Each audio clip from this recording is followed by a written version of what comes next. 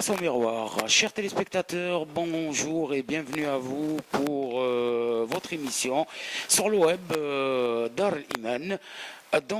Face au miroir, nous avons quelqu'un qui va se présenter tout d'abord à soi-même et puis il va se présenter à vous, chers téléspectateurs. Bonjour.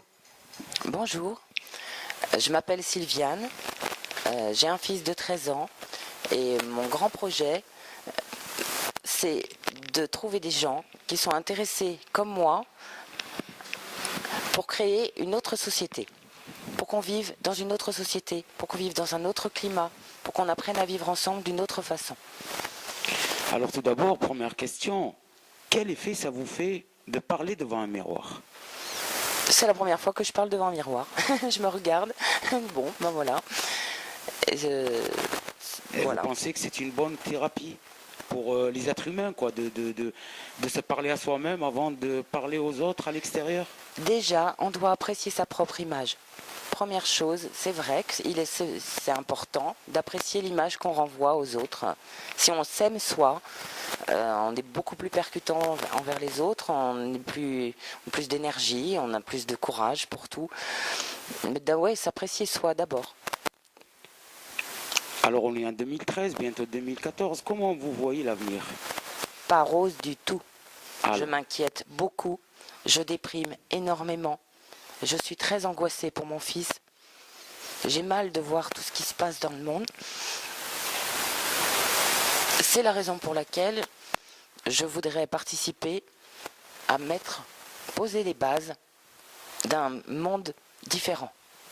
Parce que de toute façon, je ne suis pas toute seule à plus le supporter.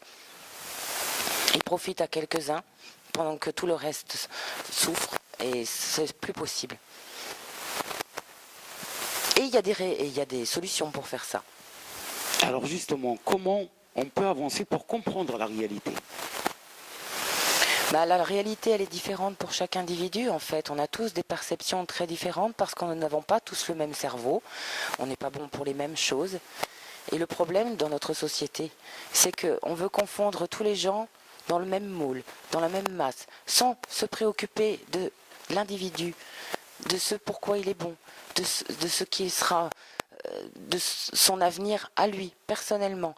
On veut le former comme un objet de consommation et non comme un individu. Et moi, je pense que c'est pour ça qu'on va si mal. C'est parce que les gens ne savent pas ce qu'ils valent, ils ne peuvent pas se regarder dans un miroir, ils ne s'apprécient pas. Donc ils deviennent critiques, jaloux les uns des autres. Et il y a des façons d'éduquer des êtres humains d'une façon qui leur permettent de s'épanouir vraiment. Et seul un individu qui est vraiment épanoui peut être un individu qui aime les autres. Il n'y a plus d'amour, on ne s'aime plus. Il n'y a plus que des gens qui critiquent les uns les autres, des communautés qui s'affrontent. Et c'est trop dur à vivre. Et moi j'ai un fils de 13 ans, et j'ai mal. Parce que ce que j'ai connu quand j'étais jeune, lui, il ne le connaîtra pas. Alors quels sont justement les objectifs pour un être humain ? Alors l'objectif... qu'il doit respecter. Ce qu'il doit respecter, c'est déjà lui-même. Première chose, avant toute chose, ne pas faire semblant d'être autre chose que ce qu'il est. Bien se connaître, c'est déjà les bases. C'est ce que disait Socrate d'ailleurs. La toute première chose, connaissons-nous nous-mêmes. Tout d'abord, savoir ce que l'on vaut, ce à quoi on est bon, là où sont nos domaines de compétences. Parce que c'est là, à ce moment-là, qu'on peut être satisfait de ce que l'on est. Et le plaisir de s'aimer soi, c'est divin. C'est un plaisir absolument divin. Pas de réussir des choses que d'autres ont fait, faire comme les autres, être soi, avant toute chose. Alors comment on réussit justement à comprendre les autres ? Déjà, se comprendre soi, ça permet de comprendre les autres. Partons d'abord de nous-mêmes. D'abord. Les autres sont les autres, ils sont différents, nous n'avons pas le même cerveau, nous n'avons pas les mêmes aptitudes. Trouvons les nôtres, tout d'abord. Là où on est bon, là où on est moins bon. Pour ne pas être jaloux, pour pouvoir considérer les autres avec autant de compassion qu'on a de compassion pour nous. Si on s'aime soi, on n'est pas agressif avec les autres. Vous êtes contre ou pour le mensonge? Bah, ça sert à rien à part avoir que des histoires en fait, hein. Après, pour ou contre, c'est que des ennuis. À mon avis, les mensonges, que des ennuis. À votre avis, comment on peut avancer et faire avancer les autres? En changeant l'école, déjà. En changeant la façon dont on élève nos enfants. En prenant soin de nos enfants. En prenant soin des mères qui s'occupent des enfants. Parce qu'une maman qui souffre, elle envoie tout ça à son fils. Quand un enfant souffre, il fait souffrir sa mère. Quand une mère souffre, elle fait souffrir son fils. Et là, dans notre société, on fait beaucoup trop souffrir les mères. Et les enfants aussi, dans cette école où on méprise simplement quand ils ont besoin de dormir. On ne respecte pas les petits humains. Alors quand ils grandissent, ils ne nous respectent pas non plus. Plus de respect, déjà que les adultes montrent davantage de respect, qu'ils soient des modèles. Ça leur donnera envie de grandir et de devenir quelqu'un de bien. Quels sont vos objectifs pour l'avenir? Être contente. En vous Être contente de moi. En vous regardant bien dans ce miroir et nous répondre avec sincérité. Être contente de moi, être contente de ce que je dis, être contente de ce que je fais, être fière de moi. C'est ça. Quand je suis fière de moi, je suis contente, je plais à tout le monde, j'adore tout le monde. Quand je suis pas contente, je me plais pas, je suis dépressive, je vais pas bien du tout, je me montre agressive. Il n'y a pas que moi comme ça en fait, je me suis analysée, mais après j'adore la psychiatrie, la psychologie, et je me suis penchée, c'est des choses que j'ai pensées, mais je les ai vérifiées. En fait, un individu n'a pas besoin de grand chose finalement pour être heureux, hein. Des choses très très simples, hein. Être satisfait de lui-même, de ce qu'il est, ça suffit. C'est une base indispensable. Comment on peut aider ceux qui nous tendent la main? Si quelqu'un vient, il nous tend la main, il a un problème de la vie et il a envie de se confier à nous, comment on va l'accueillir, cette personne? Avec tolérance, en le laissant parler longuement, en évitant de juger hâtivement. Parce que le jugement fait mal. Les choses où on dit il faudrait que tu fasses, tu devrais, tu n'aurais pas dû, c'est culpabilisant. On ne doit jamais dire ça à quelqu'un. On l'écoute déjà. On a de l'ouverture d'esprit, de la compassion. Avec le cœur, si on l'écoute pour se valoriser en pensant intérieurement que oh bah moi j'aurais mieux fait de mon côté, oh moi j'aurais plus réussi ça, oh moi j'aurais pas du tout fait pareil, alors c'est même pas la peine. On renvoie à la personne que c'est quelqu'un de pas bien, donc c'est avec le cœur. On écoute avec le cœur, ou vaut mieux s'abstenir. On fait plus de mal que de bien. Mais écouter longuement, prendre le temps d'écouter quelqu'un. On arrive donc à la 9e question. Quelle est la question dont vous vouliez que je vous pose, mais malheureusement je ne l'ai pas notée aujourd'hui dans ce calepin. Donc quelle est cette question?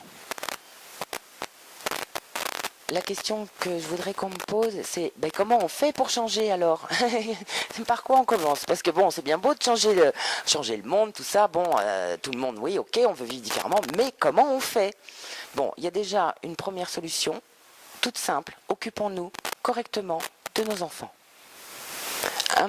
Là, le problème, c'est que les gens qui ont été abîmés par notre société sont très difficiles à soigner. Il faut plusieurs personnes pour s'occuper d'un seul individu. Cela coûte très cher. Or, un petit qu'on laisse grandir comme il faut, il poussera, à un moment, il deviendra un individu autonome, dont on n'aura pas besoin de mettre un policier derrière, on n'aura pas besoin de le surveiller, ce sera un adulte mature. Et ça, je crois que c'est normalement ce qu'une société devrait chercher à faire. Que ces individus soient autonomes et soient utiles, soient utiles pour la société. Et ce n'est pas le cas de ce qui se passe actuellement. Enfin, la dernière question, qui est la question clé aussi.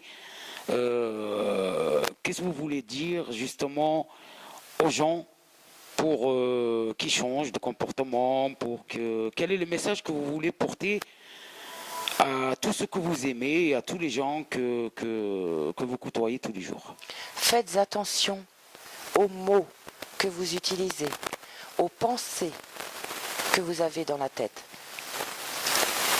La religion enseigne ça, et c'est le principe de la différence qui existe entre les humains et les animaux, c'est que nous avons un gros cerveau. Notre cerveau, nous ne l'utilisons pas. Nous pouvons l'utiliser pour nous faire du bien en faisant attention à nos pensées, qu'elles soient le plus saines possible. Elles sont importantes. Les mots peuvent tout changer. Faire attention à ce qu'on pense. Ne pas trop se culpabiliser. Être honnête avec soi-même. Voilà. Et enfin, quel effet ça vous a fait un peu de parler durant ces quelques minutes devant un miroir? Sympa. C'est marrant. Est-ce que vous allez le refaire plus tard, c'est-à-dire à la maison par exemple, essayer de parler à vous-même avant de parler aux autres? À la maison, ce que je fais, je pense intensément. J'adore ça. Sur quelque chose que j'ai vu à la télévision ou alors une conversation. J'aime bien prendre le temps de faire le tour d'une question. Et faire le tour d'une question, ça peut prendre des années. Et ça, c'est quelque chose que je suis quelqu'un qui pense énormément. Et sur le très long terme. Chers téléspectateurs, si vous voulez être face au miroir, répondre à quelques questions et surtout être sincère avec vous-même, n'hésitez pas. Vous pouvez nous envoyer dès à présent vos emails à radio.tvlive@yahoo.fr pour vous inscrire. Merci de votre fidélité, bonne continuation et merci encore une fois. Au revoir.